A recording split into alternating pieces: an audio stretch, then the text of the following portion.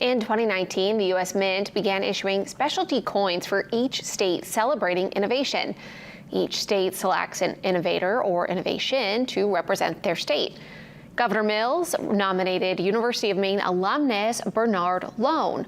Loan moved to Maine from Lithuania in 1935 when he was 14. He learned English from reading the dictionary and quickly fell into a life of supporting progressive causes. During his career as a cardiologist, he invented the direct current defibrillator. In 1985, Loan won a Nobel Prize for his advocacy against nuclear warfare across the world. TV5 spoke to his granddaughter about his life of advocacy and leadership.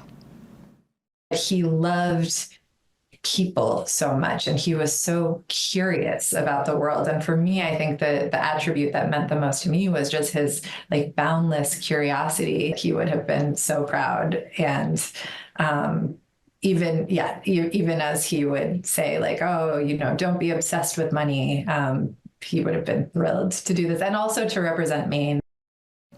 Loan's coin was released today. It depicts him using a direct current defibrillator as it would have looked in 1960.